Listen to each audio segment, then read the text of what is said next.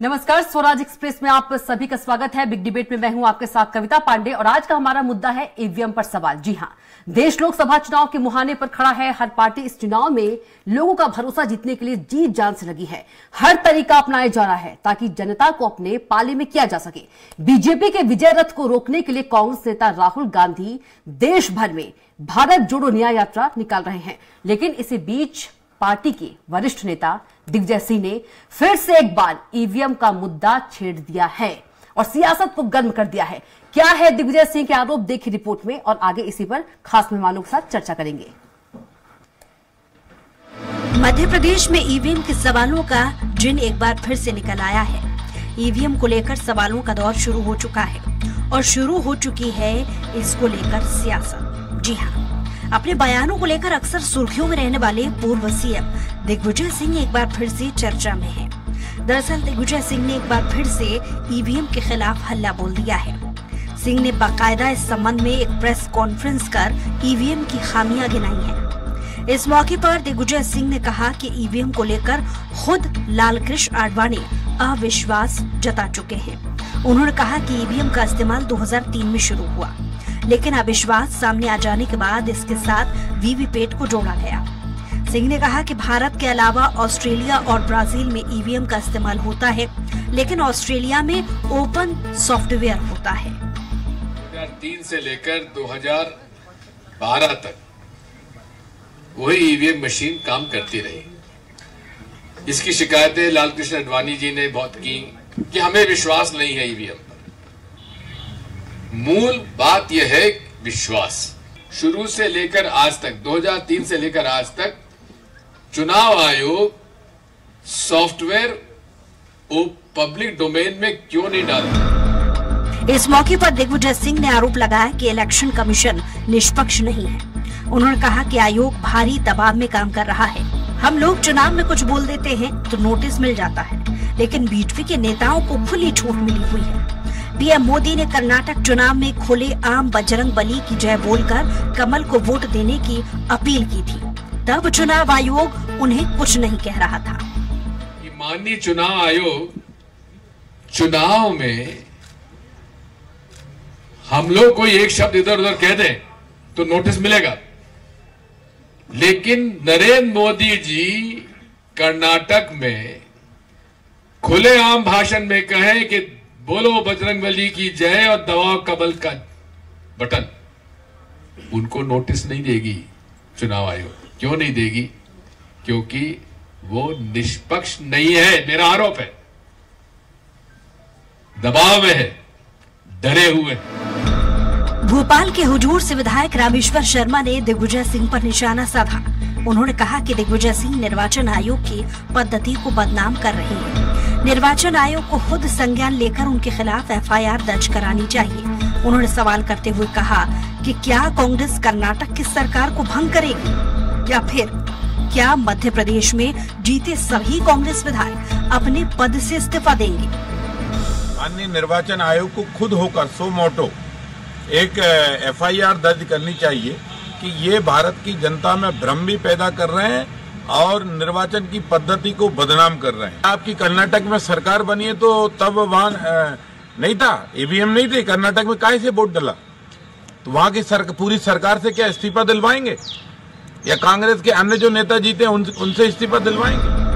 बहरहाल ये पहला मामला नहीं है जब ईवीएम सवालों के घेरे में है। इससे पहले भी कई दफा ईवीएम पर सवाल और बवाल होता रहा है। ऐसे में देखने वाली बात ये होगी कि दिग्विजय सिंह का ये बयान और आरोप को लेकर शुरू हुई सियासत कितने आगे तक जाती है। Special desk, Swaraj express. Report देखिए आपने। ईवीएम पर सवाल उठाया है दिग्विजय सिंह ने और इसी मुद्दे पर हम चर्चा करेंगे। ज्यादा चर्चा के लिए हमारे साथ खास मेहमान भी मौजूद हैं। बीजेपी प्रवक्ता योगेश गुप्ता जी हैं, कांग्रेस प्रवक्ता योगेंद्र सिंह जादौन और वरिष्ठ पत्रकार भूपेंद्र सुल्लेरी जी हैं। आप तीनों का चर्चा में बहुत स्वागत है।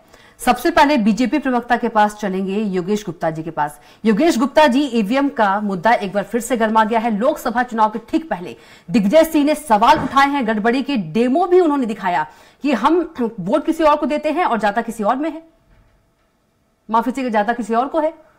जी देखिए, दरअसल ईवीएम तो एक बहाना है ईवीएम के द्वारा कांग्रेसियों को बचाना है।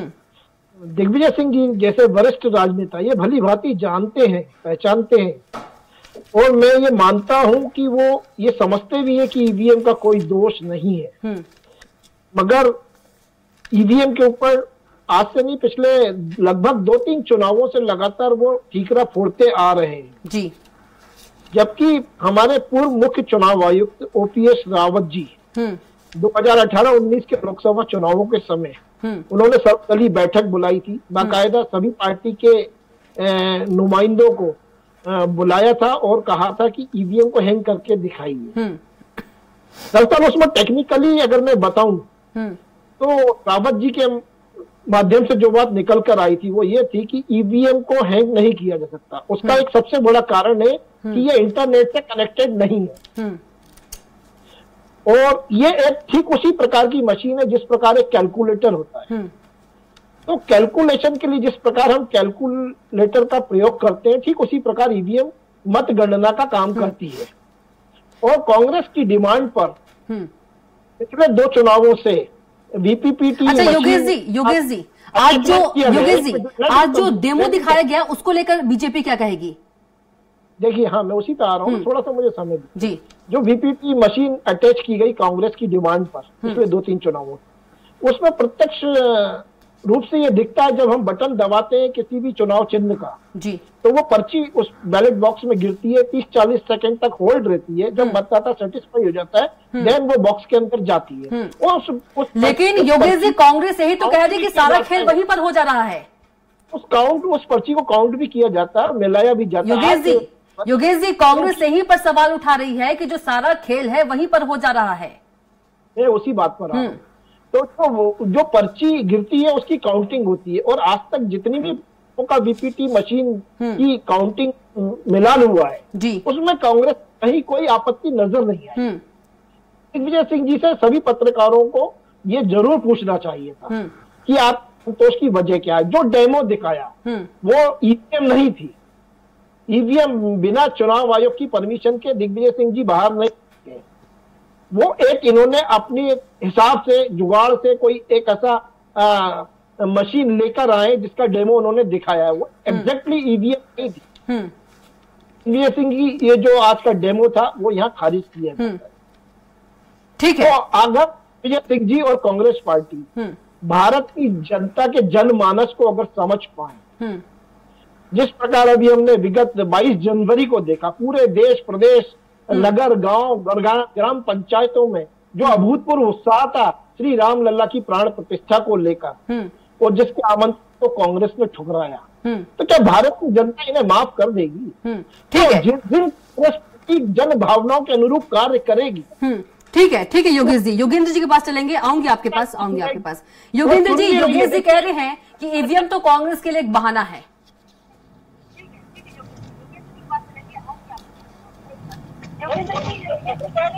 जी जी, देखिए ईवीएम का प्रश्न 1919 से जैसे हमने ईवीएम इस देश के अंदर चालू करी है, हमने देखा है कि भारतीय जनता पार्टी के नेता आदरणीय लाल कृष्ण आडवाणी जी हो, चाहे अटल जी हो, चाहे सुब्रमण्यम स्वामी जी हो, भारतीय जनता पार्टी ने ही सबसे पहले ईवीएम को लेकर निशाना बनाया है। और ईवीएम को हैक लेने का आरोप का जो प्रारंभ मध्य हिंदुस्तान में हुआ है वो भारतीय जनता पार्टी के नेताओं हुआ है। और जहाँ तक ईवीएम में प्रश्न चिन्ह का सवाल है, ईवीएम एक मशीन है और वो पूरी तरह से एक सिस्टम के अधीन है। और यदि सिस्टम पे कोई प्रश्न चिन्ह उठाता है और मुख्य विपक्ष यदि आप पे प्रश्न चिन्ह उठा रहा है तो निश्चित रूप से कोई भी प्रतिस्पर्धा हो, प्रतिस्पर्धा तो निष्पक्ष होना ही चाहिए। और चूंकि हमारे भारतीय जनता पार्टी के प्रवक्ता जी कह रहे हैं कि पूरे देश में लहर है, पूरे प्रदेश में लहर है, जब सभी जगह लहर है तो फिर ईवीएम की मशीन को यदि बंद करने के लिए विपक्ष कोई मांग करता है तो बंद कर दीजिए। आपके देश में तो वैसे ही मोदी जी की लहर है, पूरे देश के अंदर आपकी लहर है, तो फिर आप क्यों डरते हैं चुनाव से? और जब कोई भी चुनाव के सिस्टम को लेकर सुप्रीम कोर्ट भी जब डायरेक्शन दे रहा है, सुप्रीम कोर्ट कह रहा है कि मुख्य चुनाव आयुक्त की नियुक्ति के अंदर सुप्रीम कोर्ट के न्यायाधीश को शामिल किया जाएगा, तो आप उस डायरेक्शन के बाद भी नया विधेयक लाकर संसद में और आप इस प्रकार से उसको बाहर करने का क्यों प्रयास कर रहे हैं? भाई निष्पक्ष चुनाव होना चाहिए, दिग्विजय सिंह जी यदि निष्पक्ष चुनाव पर प्रश्न चिन्ह उठा रहे हैं तो निश्चित रूप से निर्वाचन आयोग को उनकी बात को सुनना चाहिए। यही निष्पक्ष तंत्र की लेकिन बात है। योगेंद्र केवल किसी योगेंद्र विपक्ष की आवाज को दबा देना और विपक्ष के प्रश्न को बंद कर देना, योगेश जी समाधान नहीं हो सकता जी। बीजेपी यही कह रही है, निश्चित रूप से आप इसका समाधान ढूंढिए। योगेंद्र जी, बीजेपी यही कह रही है कि यदि हिमाचल की बात करें, तेलंगाना की बात कर ले, कर्नाटका की बात कर ले, वहां पर भी ईवीएम से आप लोग जीते हैं, वहां पर भी ईवीएम ही है। नहीं, कोई दिक्कत नहीं ना। हम ये थोड़ी करें कि मध्य प्रदेश का चुनाव जो है आप बैलेट पेपर से करवा लीजिए और ईवीएम का चुनाव जो है कर्नाटक में करा लीजिए, ऐसा नहीं करें। नहीं, जिस तरह से कांग्रेस सवाल उठा रही है ईवीएम पर, उसको लेकर हम तो पूरे देश में उठा रहे हैं। हम तो पूरे देश में कह रहे हैं कि आप ईवीएम को बैन कीजिए। हम ये नहीं कह रहे कि आप किसी पर्टिकुलर राज्य की बात कीजिए। अगर पूरे विश्व के अंदर अमेरिका नहीं, योगेंद्र जी मेरा सवाल ये है, योगेंद्र जी मेरा सवाल ये है कि जहां पर बीजेपी जीत जाती है वहां पर ईवीएम पर गड़बड़ी का कांग्रेस आरोप लगाती है, और आप लोग भी तो जीते हैं ना, तो वहां पर गड़बड़ी का आरोप क्यों नहीं? ये ऐसा बीजेपी का कहना है। देखिए, बीजेपी का जो भी कहना हो और बीजेपी की जो भी मांग हो, हमारा तो बहुत स्पष्ट कहना है कि ईवीएम को लेकर एक संदेह पैदा हो चुका है जनता के बीच में भी, जनमानस के बीच में भी। और इस चुनाव में भी हमने देखा है मध्य प्रदेश के अंदर जिस तरह भारतीय जनता पार्टी के सुनेता शिवराज सिंह जी कह रहे थे कि हम बहुमत के करीब होंगे, हम 1-2 सीट 4 सीट से जीतेंगे, चाहे 130 सीट से जीतेंगे। उनको भी उम्मीद नहीं होती और 165 सीट आ जाती है। हमने देखा है कि प्रत्याशियों में जब कड़ी प्रतिस्पर्धा थी वहां पर भी हमने देखा है कि 70,000 तक की हार जीत का मार्जिन रहा है। हमने देखा है कि जनता के बीच में उत्साह नहीं था। जहां प्रत्याशी भारतीय जनता पार्टी का जुलूस निकल रहा था और वे 70,000 वोट से जीते थे, लेकिन उनके समर्थन में 50 लोग खड़े नहीं थे। हमने यह भी देखा है, हमने कैलाश विजयवर्गीय जी की सभाओं को भी देखा है जहाँ 50-100 लोग इकट्ठे नहीं हुए, लेकिन वहां पर भारतीय जनता पार्टी कुल मिलाकर कांग्रेस जो है ईवीएम की जीत बता रही है, जो बीजेपी जीती है। ठीक है, वरिष्ठ पत्रकार भी हमारे साथ है भूपेंद्र सुल्लेर जी। भूपेंद्र जी, कैसे देखते हैं दिग्विजय सिंह ने ईवीएम पर सवाल उठाया है लोकसभा चुनाव के ठीक पहले? देखिए, लोकतंत्र में प्रक्रियाएं और तकनीक के साथ चुनाव लड़े जाते हैं। टीएन शेषन जी ने चुनाव आयोग में बड़े बदलाव लाए थे और एक ब्यूरोक्रेट थे और उन्होंने एक राजनीति क्षेत्र को अल्पमत करते हुए, मतलब कि दरकिनार करते हुए और देश के सुदृढ़ चुनाव व्यवस्था को सुदृढ़ किया था। उसी टाइम ईवीएम का उद्भव हुआ था और चुनाव में नए नए सुधार हुए थे। फिर उसके बाद उसमें लगातार सुधार होते गए और 3 आयोग का फिर वो बहुमत के हिसाब से 3 आयोग का चयन, उसमें जो भी डिस्प्यूट होंगे तो वो अपने बहुमत के हिसाब से लेंगे। अब जो ईवीएम की बात है, तो ईवीएम एक मशीन है। मशीन की पॉसिबिलिटी गारंटी किस तरह से है कि उसमें कमी है या कितनी कमी है, बीपीटी जो अभी बता रहे थे प्रवक्ता, ये बात बिल्कुल सही है कि जो बीपीटी जो वो वोट डलता है उसकी जो गिनने से और उसके जो उनका कहना है कि कन्वर्ट होने से, तो ईवीएम मशीन तो लाके उन्होंने दिखाई नहीं है, पहले नंबर। दूसरी बात, ये चुनाव के टाइम ही राजनेता लोग क्यों करते हैं, उससे पहले इसका क्यों नहीं जब होता है कि ये आप, मेरा ये मानना है ये भी एक राजनीति का अंग बन गया है, क्योंकि जो 5% जो वोट होता है, जो पोलराइजेशन के रूप में यहां वहां शिफ्ट होता है और जो दुविधा में होता है कि हम किस मताधिकार को उपयोग करें, तो वो ऐसे टेक्निकल पॉइंट के ला जाना जिससे कारण कि हम अपने वोटर को अपनी पार्टी में शिफ्ट कर लें और सत्ता में एक भागीदारी।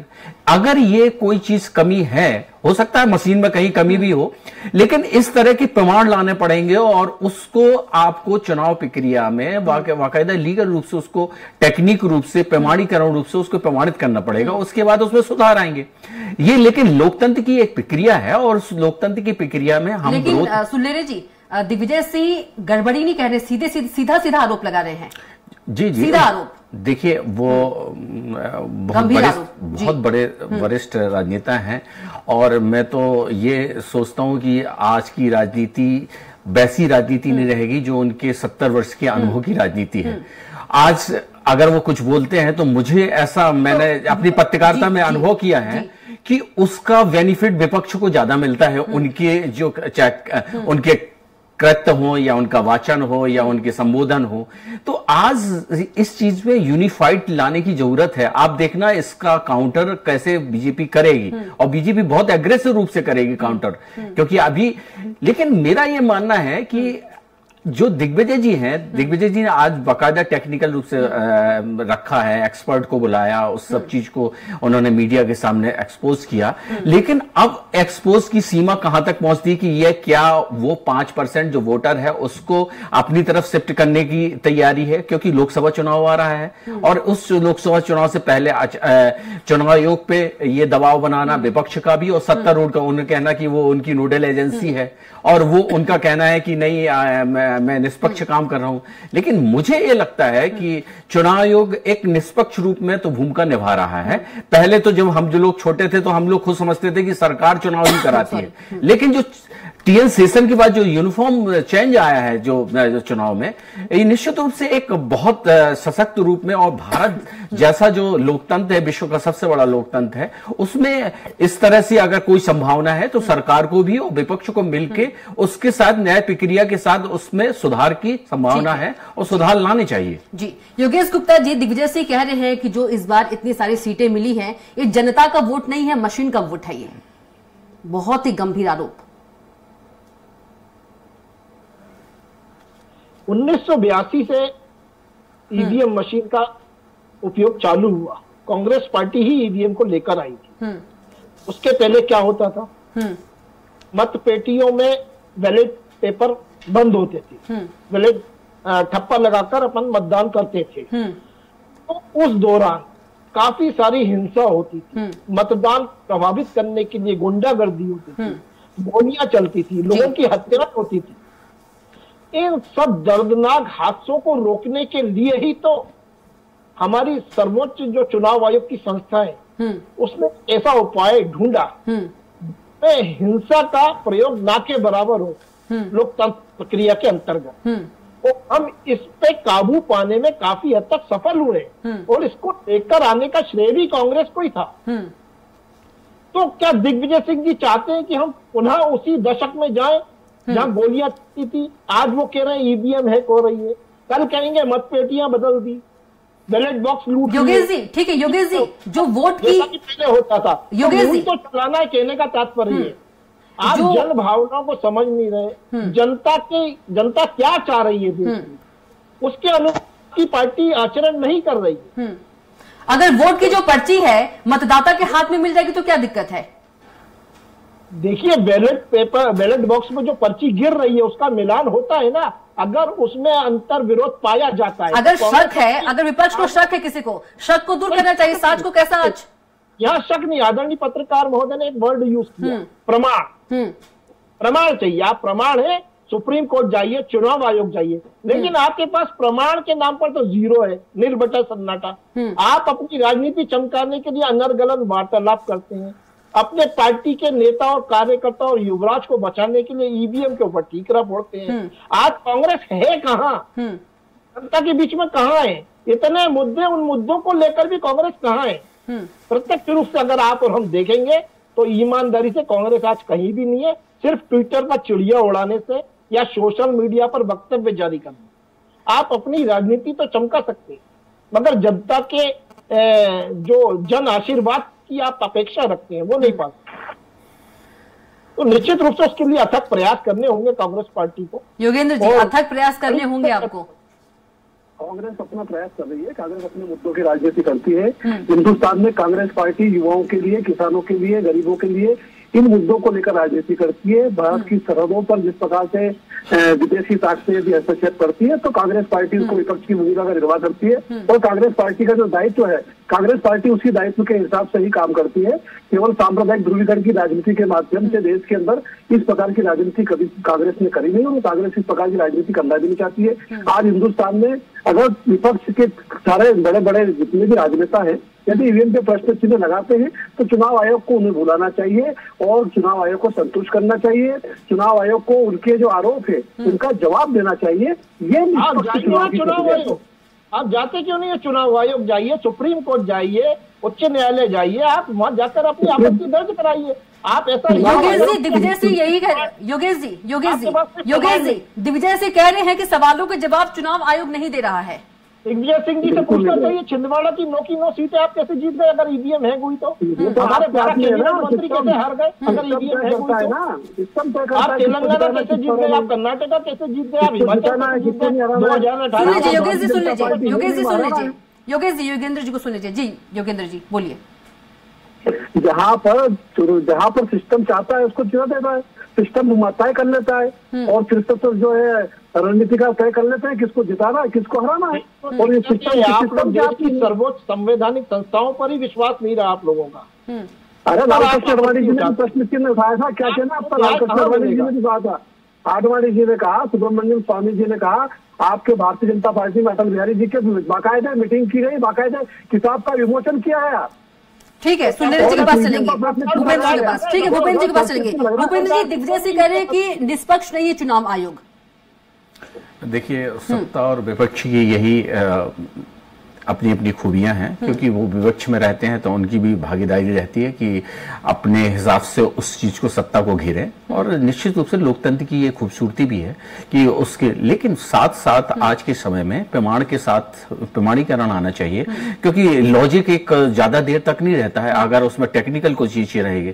निश्चित रूप से कि चुनाव आयोग जब अगर जहां पे विपक्ष में बीजेपी होगी तो वो कह रही होगी निष्पक्ष नहीं है होगा, और वो भी, लेकिन मैं जहां तक या फिर आज का युवा जो भी है, नया वोटर, जो कि निश्चित रूप से बहुत सी बड़ी भागीदारी, 60% युवा है और जो कि सत्ता परिवर्तन में मुख्य केंद्र रखते हैं, और वो उसका तो टेस्ट है। मैं जहां तक मानता हूं कि ईवीएम वो रिफॉर्म चाहता है, टेक्नोलॉजी के साथ चलना चाहता है। अब बात रही कि कहीं पे कहीं अगर ऐसा कुछ है तो निश्चित रूप से संवैधानिक पीठ है चुनाव आयोग, और उसके पास बाकायदा प्रमाणीकरण से जाएं, और अगर वो सुनेंगे और उनकी बाध्यता है उसमें कि वो विपक्षी की हर चीज को संतुष्ट करें, और ऐसा अगर नहीं करते हैं फिर न्याय प्रक्रिया में जाएंगे। मुझे नहीं लगता, क्योंकि बड़े सीनियर आईएएस अधिकारी होते हैं और निश्चित रूप से नीचे से ऊपर तक जाते हैं वो लोग, और वो अपनी जिम्मेदारी समझते हैं, और वो निश्चित रूप से विपक्षी की भी हो चाहे सत्ता की, दोनों लोगों को अभी इससे पहले इलेक्शन में आएंगे और उन दोनों को रखेंगे और उनकी बातों को टेक्निकल पॉइंट से समझाएंगे, क्योंकि उनके पास पूरी एक्सपर्ट टीम है, और उनको संतुष्ट करने की कोशिश करेंगे। और संतुष्ट होना और नहीं होना वो एक अलग विषय है, क्योंकि उससे अगर वो अपना व्यू अलग रखते हैं और टेक्निकल पार्ट अलग रखते हैं और कहते हैं कि इस तरह से, तो आगे जाके और भी लड़ा जा सकता है। लेकिन मेरा फिर से वही कहना है कि ये चुनाव के टाइम पे ही ये शुरुआत होती है, और इससे ये जो ध्रुवीकरण का जो अभी बोला गया है, क्योंकि जो वोटर क्या कॉन्स्टिट्यूशन में जहां पे भी अपनी जो उनकी विधानसभा या लोकसभा है, जहां पे जो वोटर का जो पोलराइजेशन होता है वो ऐसे टेक्निक तरीके से किया जा सकता है, क्योंकि जो उनका जो मूलता रूप है। लेकिन अगर इसमें सच्चता है और इसका अगर उनका टेक्निकल पार्ट है, तो निश्चित रूप से ये जो चुनाव आयोग ने भी संज्ञान लिया होगा जिनकी प्रेस कॉन्फ्रेंस को, और निश्चित रूप से इसकी कॉपी जाएगी और वो भी इनको बुलाएंगे और आगे जाने की प्रक्रिया तय होगी। योगेश जी, दिग्विजय सिंह ये भी कह रहे हैं कि टेक्नोलॉजी की टीम नहीं है, खुद इलेक्शन कमीशन भी इसे स्वीकार कर रहा है, सारा का सारा प्राइवेट लोगों के हाथों में है। ये दिग्विजय सिंह ने आज कहा है। देखिए, दिग्विजय सिंह जी जो कह रहे हैं वो जरूरी नहीं कि वो सच। दिग्विजय सिंह जी अगर सच बोल रहे हैं तो प्रमाण के साथ चुनाव आयोग जाए, मेरी गारंटी। वो तो कह रहे हैं कि इलेक्शन कमीशन ने भी स्वीकार किया है ना इस बात को। नहीं, वो सब गलत कह रहे हैं, दिग्विजय सिंह जी गलत बयान। अच्छा, कांग्रेस सब गलत कह रही है, बीजेपी सत्य कह रही है सब। दिग्विजय सिंह जी, देखिए, कांग्रेस और दिग्विजय सिंह जी और राहुल गांधी के और गांधी परिवार के बयान अलग अलग है। इनमें भी 40-60 का रेशो है। आज इनकी बातों से 40% लोग सहमत हैं कांग्रेस के अंदर, और 60% कांग्रेस के ही लोग सहमत नहीं होते। जैसे राम मंदिर की प्राण प्रतिष्ठा के कार्यक्रम के आमंत्रण को ठुकराया जब, तो कांग्रेस के अंदर खाने से ये बात निकल के आई कि हमको जाना चाहिए। अच्छा, और यकीनन जाना चाहिए। आज में राहुल गांधी ने 2 दिन बाद, ठीक है, योगेश गुप्ता जी जाना चाहते हैं। योगेश जी, दिग्विजय सिंह ये भी कह रहे हैं, योगेश जी, दिग्विजय सिंह ये भी कह रहे हैं चिप प्रोग्रामिंग होती है, 2008 के बाद से चिप प्रोग्रामिंग में गड़बड़ी की जा रही है। देखिए, दिग्विजय सिंह जी सिर्फ कह रहे हैं, मुंह जमानी खर्चा कर रहे हैं, प्रमाण नहीं ला पा रहे। आपके पास टेक्निकल, दिग्विजय सिंह जी खुद भी प्रमाण लाया ना उन्होंने, डेमो दिखाया उन्होंने। देखिए, ऐसे तो वीडियो गेम हजारों पड़े यूट्यूब पर, 1000 से ज्यादा गेम मिल जाएंगे आपको इस प्रकार के, जो अपने हिसाब से आप लोगों को भ्रमित कर सकते हैं। ठोस प्रमाण लाइए, नहीं लेके आए दिग्विजय सिंह जी। उसके योगेंद्र जी, ठोस प्रमाण नहीं है आप लोगों के पास, ठोस प्रमाण नहीं, कौन इस बात पर विश्वास करेगा? अच्छा, एक प्रश्न मेरी तरफ से पूछिए जी। अगर ईवीएम की जगह बैलेट पेपर से वोटिंग होती है और यही रिजल्ट आते हैं, तो मेरा 101% ये दावा है कि यही दिग्विजय सिंह जी बोलेंगे मत पेटियां बदल दी, बैलेट बॉक्स लूट लिए, भारतीय जनता पार्टी ने ये कर दिया वो कर दिया। आपने निकम्मे बीजेपी पर विश्वास क्यों नहीं जता रही है कांग्रेस? आपने जो ये बात कही कि मत पेटी बदल दी।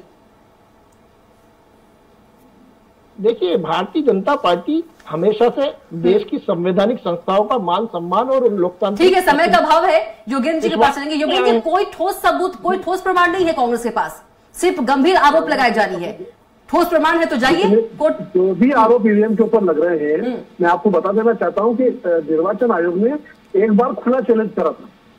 अब खुला चैलेंज करा था तो ईवीएम मशीन का जो बारकोड होता है, वो बारकोड जो है, जो कंपनी इसको बनाती है, चाहे हिंदुस्तान इलेक्ट्रॉनिक लिमिटेड बनाती हो चाहे कॉर्पोरेशन बनाती हो, वो जो बनाती है बारकोड उसके पास होता है। अब बारकोड, जब जो हैकर है जो चैलेंज कर रहे हैं, वो किनका कहना कि आप बारकोड आपके पास है, आप बारकोड हमको दीजिए, हम इसको हैक करके बताते हैं। तो निर्वाचन आयोग बारकोड देने को तैयार नहीं था। अगर बारकोड देता तो निश्चित रूप से वो बताते, लेकिन आज स्थिति अलग है। निर्वाचन आयोग केवल अपनी मशीन लेके बैठ जाता है और अगर वो कहता है कि आप इसको चेंज करिए, जब तक आपके पास बारकोड नहीं होगा, जब तक अब बारकोड की जो संदेशा है, बारकोड की जो गोपनीयता है और बारकोड जिसके पास उपलब्ध है, उसकी विश्वसनीयता को लेकर अगर प्रश्न चिन्ह है तो सिस्टम को बदल देना चाहिए। मेरा तो ये मानना है कि अगर आपके अंदर कोई शक है तो निर्वाचन आयोग बुलाएगा तो निश्चित रूप से इससे संबंधित देखिए, अगर ये ईवीएम की बात है तो आप पार्टी आई थी, आपको याद होगा, तो आप पार्टी ने इसका एक ईवीएम के बारे में एक सीरीज चलाई थी। आज जो मिनिस्टर है मिस्टर मिश्रा वहां पे, उस समय उन्होंने बाकायदा उसका प्रेस कॉन्फ्रेंस की थी, ईवीएम के बारे में काफी कुछ बताया था और उसके ऊपर चैलेंज भी किए थे उसके ऊपर कि ये वोट इस तरह से जा रहा है। लेकिन उसके बाद उसके बाद उन्होंने फिर बाकी आगे आप पार्टी ने नहीं चलाया। तो अगर इस तरह से कुछ भी है, मेरा ये मानना है। दूसरी बात, जो प्राइवेट सेक्टर की वाली बात करी अभी कांग्रेस दिग्विजय जी ने कि प्राइवेट लोग चला रहे, तो ये तो देखिए, प्राइवेट तो आज के सरकार की बॉडी में इतना राजस्व नहीं है कि वो गवर्नमेंट सेक्टर के, वो तो टेंडरबाजी होती है, हर चीज में भी होता है, तो वो तो फैक्ट रहेगा ही। लेकिन ये जो ईवीएम का है, अगर ये इसमें है तो इसको रेस करना चाहिए कांग्रेस को और निश्चित रूप से चुनाव आयोग इसको संज्ञान लेगा। और ऐसा नहीं है कि संवैधानिक संस्थाएं बिल्कुल सरकार की उससे चलती हैं। ठीक है, समय का अभाव है, इसलिए डिबेट को यहीं पर रोकना पड़ेगा। आप तीनों का बहुत ही चर्चा में शामिल होने के लिए शुक्रिया। योगेंद्र जी आपका भी, योगेश जी आपका भी और भूपेंद्र सुलेरी जी आपका भी। तो ईवीएम पर एक बार फिर से सवाल और बवाल हो रहा है और ये पहला मामला नहीं है जब ईवीएम पर कांग्रेस ने सवाल उठाया है, लेकिन इसी मामले को लेकर जो बीजेपी है गड़बड़ी की आशंका को नकार रही है। तो फिलहाल के लिए बिग डिबेट में इतना ही। आप देखते रहिए स्वराज एक्सप्रेस। नमस्कार।